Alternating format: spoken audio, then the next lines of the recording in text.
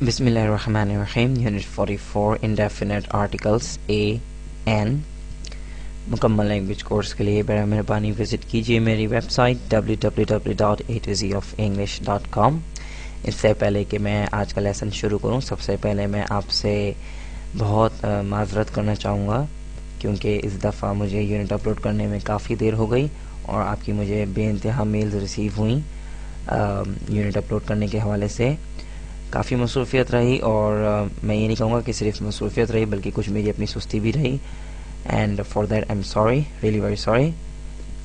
और आज हम अपने सबक का आगाज़ करते हैं जो कि एक बहुत ही अहम टॉपिक है आज का, यूनिट 44 इंडेफिनेट आर्टिकल्स, जिसमें हम सीखेंगे the right way to use indefinite articles a an. यानी कि आज हम देखेंगे कि इंडेफिनेट आर्टिकल्स को इस्तेमाल करने का सही तरीका क्या है। यूनिट नंबर 1 में मैंने आपको बताया था, जो कि वर्ब टू बी था, उसके अंदर मैंने आपको बताया था कि हम इनडेफिनेट आर्टिकल यानी कि ए और एन, मैंने उस वक्त इनडेफिनेट आर्टिकल शायद नहीं बताया होगा, आपको सिर्फ ये बताया होगा कि ए और एन को हम इस्तेमाल करते हैं बिफोर अ नाउन, यानी कि किसी भी नाउन से पहले हम इस्तेमाल करते हैं।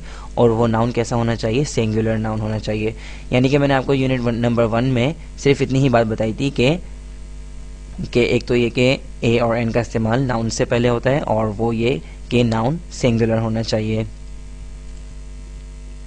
आर्टिकल की दो इकसाम होती हैं, एक इंडेफिनेट आर्टिकल्स यानी कि ए और एन, और दूसरी डेफिनेट आर्टिकल यानी कि द, आप इसको दी भी कह सकते हैं।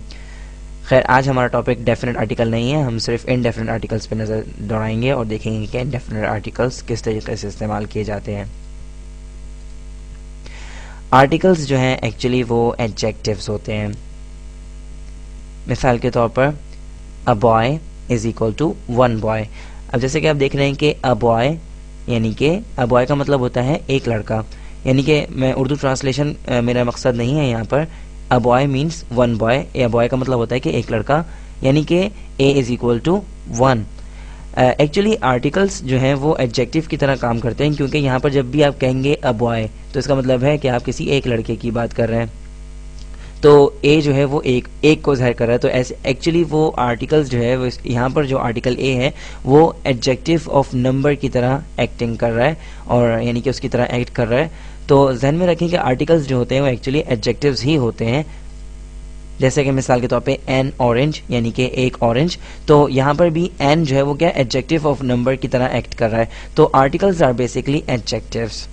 वेल, हमारा टॉपिक जो है वो एडजेक्टिव्स नहीं है, हम ये देखेंगे आर्टिकल्स की एप्लीकेशन किस तरीके से होती है। बस यहाँ पर आपको बताना मकसूद था कि जिस तरीके से एडजेक्टिव काम करते हैं, किसी नाउन को डिफाइन करते हैं, इसी तरीके से आर्टिकल्स भी जो है किसी नाउन को डिफाइन करते हैं। जैसे कि आप ये देख रहे हैं कि अ बॉय यानी कि एक बॉय यानी कि एक लड़का, तो यहाँ पर जो है वो आर्टिकल डिफाइन कर रहा है किसको? नाउन को। तो इसीलिए मैंने आपको बताया कि आर्टिकल्स जो है वो एक्चुअली एडजेक्टिव्स होते हैं। अच्छा, अब हम नजर डालेंगे conditions for the application of indefinite articles, यानी कि वो शराइत जिनकी मौजूदगी की सूरत में जो है वो इंडेफिनेट आर्टिकल्स का इतलाक होता है।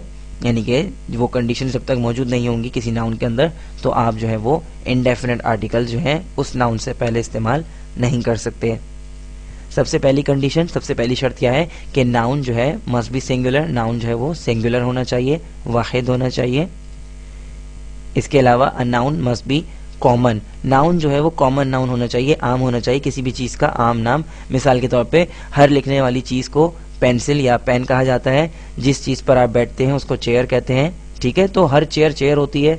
इसी तरीके से जिससे आप अपने बाल बनाते हैं उसको कंघा कहते हैं, तो हर कंघे, जिस चीज़ से भी आप बाल बनाते हैं वो अपना आपका कंघा कहलाती है। तो कॉम जो है वो क्या हो गया? वो कॉमन हो गया। तो यानी कि हर चीज़ का कॉमन नाम। लेकिन अगर आप कहें डॉलर का पेन, तो वो क्या होगा? पर्टिकुलर हो जाएगा, ठीक है? तो ध्यान में रखें नाउन जो है वो सिंगुलर होना चाहिए, और दूसरी बात कि नाउन क्या होना चाहिए? कॉमन होना चाहिए।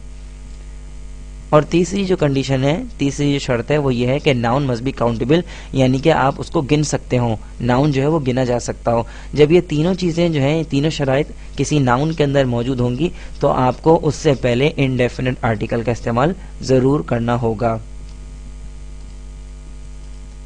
मिसाल के तौर पर बॉयज़, यहाँ पर आप देख सकते हैं बॉयज़ यानी कि लड़के, ये कॉमन भी है, आपको नहीं पता कि आप किन लड़कों की बात कर रहे हैं, और इसके अलावा ये काउंटेबल भी है यानी कि गिने भी जा सकते हैं। अगर लाइन से 10 लड़के खड़े किए जाएं तो आप उनको आसानी से गिन सकते हैं। लेकिन यहाँ पर आप देख रहे हैं कि ये बॉयज़ जो है वो सिंगुलर नहीं है, इसलिए हम इससे पहले इंडेफिनिट आर्टिकल का इस्तेमाल नहीं करेंगे। इसी तरीके से सैंड, सैंड जो यहाँ पर कॉमन है, लेकिन यहाँ पर सैंड जो है वो काउंटेबल नहीं है, आप रेत को गिन नहीं सकते, तो ये क्या हो गया, अनकाउंटेबल हो गया। तो इसमें एक शर्त की जो है वो कमी यहाँ पे आपको नजर आ रही है। इसी तरीके से हम इससे पहले भी इंडेफिनिट आर्टिकल का इस्तेमाल नहीं कर सकते। और तीसरी मिसाल है गर्ल यानी कि लड़की, तो गर्ल जो है वो कॉमन भी है, यानी आपको नहीं पता आप किस लड़की की बात कर रहे हैं, लड़की लड़की होती है, राइट। सो गर्ल जो है वो कॉमन भी है, सिंगुलर भी है और काउंटेबल भी है, यानी गर्ल एक है, कॉमन है यानी कि आम है, और काउंटेबल यानी कि गिना जा सकता है, यानी लड़कियों को आप गिन सकते हैं। तो हम गर्ल से पहले जो है वो इंडेफिनिट आर्टिकल का इस्तेमाल कर सकते हैं। अब सवाल यहाँ पर ये उठता है कि किस नाउन से पहले हम ए लगाएंगे और किस नाउन से पहले हम एन लगाएंगे।